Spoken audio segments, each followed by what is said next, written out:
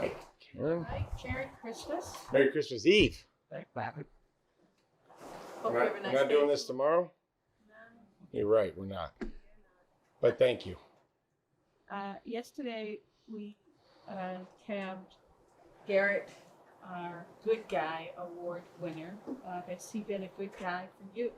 Yeah, great. I mean, a lot of additions in the offseason, and Garrett was one of them. And he's been out there in the middle of our offense and helps coordinate everything that we do at the line of scrimmage.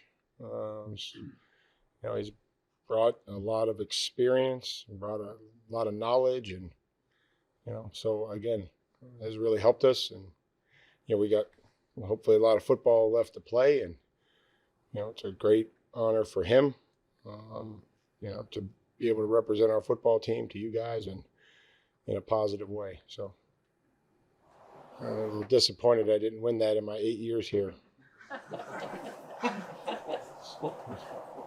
Mike, how important is this week for you as a football team, but also on and off the field with the players and their families and what they go through too? Yeah, man, it's just always that balance of that we wage in these holidays with Thanksgiving, Christmas, New Year's, trying to have a balance of getting the work done that we need, trying to focus on what's important here at work and practicing, and then when that wraps up and we're done, and being able to compartmentalize and go and be with family and the people that come in and have helped our players, our coaches, and our staff get to where they are.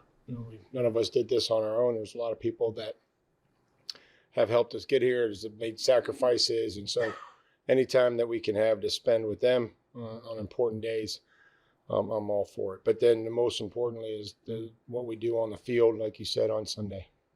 So what's a lot of Craig Woodson to come here and make an impact as a rookie?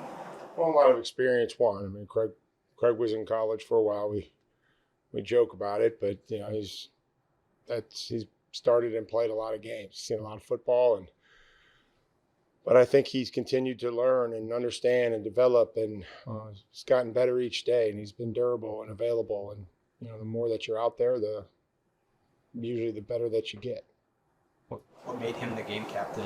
What was the thought process? He wasn't. No, he was. You've been tracking these pretty closely, Mike, and you've been on them.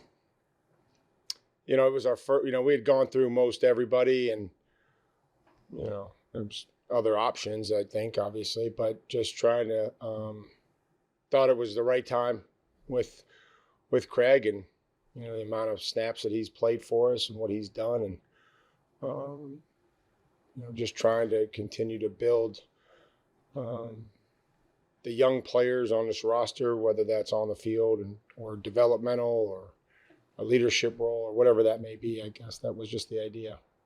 Robert was out last week. Do you expect him to practice at all this week in preparation? I don't, unless we get a Christmas miracle. Tiny Tim starts walking or something. Christian Gonzalez mentioned that very early on he talked about winning the division.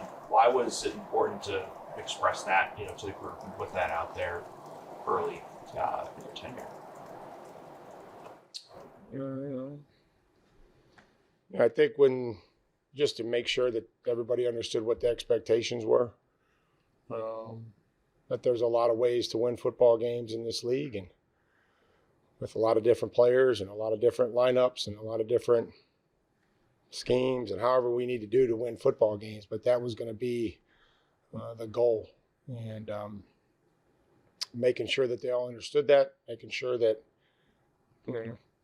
they knew that this was the priority, and that's what we've tried to do. Now we haven't done it. We still have opportunities to do it, but just making sure everybody understood what the expectations were. Ernest is ready to take on a bigger workload.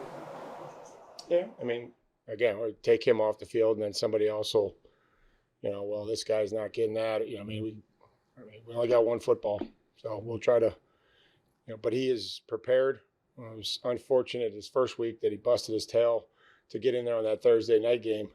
And we handed to him, huge run, questionable holding call, and he had some other plays in that first game, and actually joked with him yesterday. I said, hopefully if you get in there, we rip a couple runs off there, you make a couple plays that they don't get called back. And, he was laughing. But he's done nothing but come in and be a professional and learn and be ready to go. And I know that when his opportunity comes, he'll take advantage of it.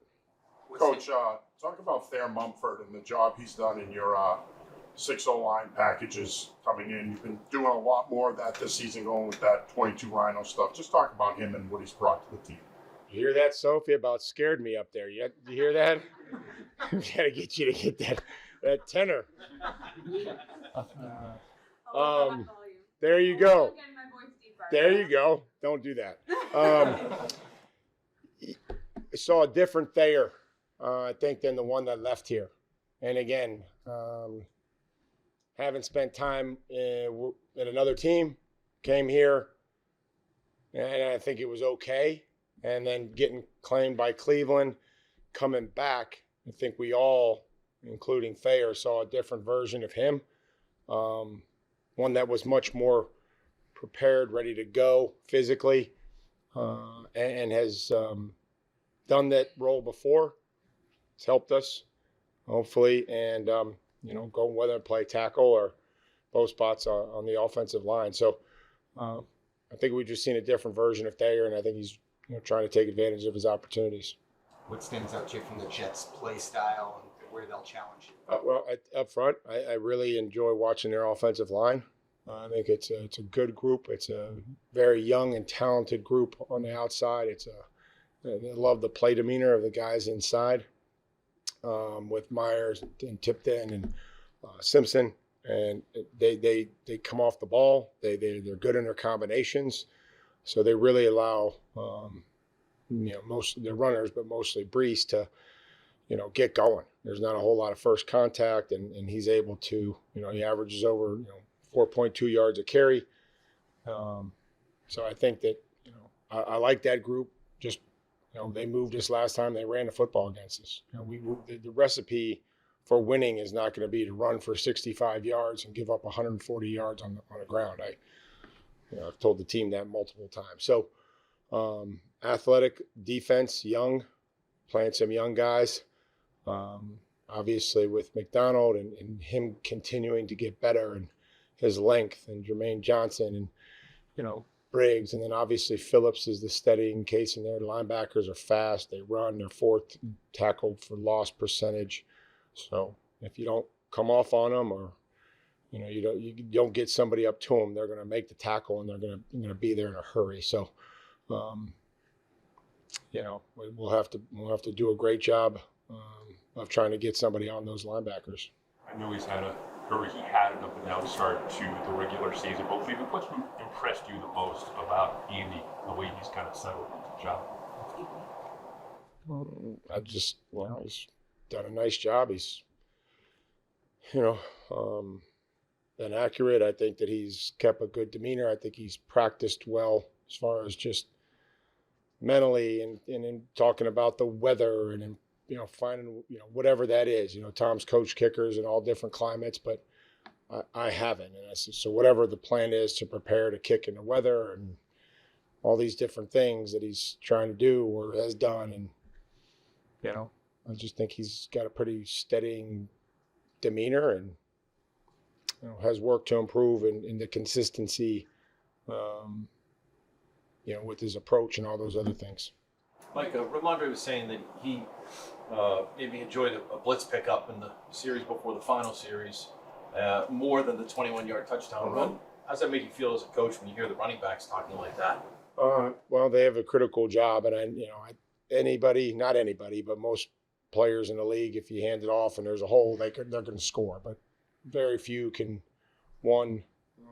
handle the mental challenge of what the protection is and what the scan is. And, I've got will to weak safety, or I've got, whoever you have, and being able to, some of these presentations that the defenses present, you may be up in the line of scrimmage and have to get back out and be able to block somebody, and then physically being able to do it and stand up to them and block them and stop their charge and not drop your head and all these different things. And so I think that is a something that he does very well.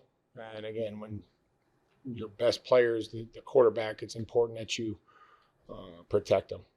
So I appreciate that, but that doesn't surprise me. Coach, what do you see from their kickoff? Come on, Nicole, you just got right. You come on. What do you see from their kickoff?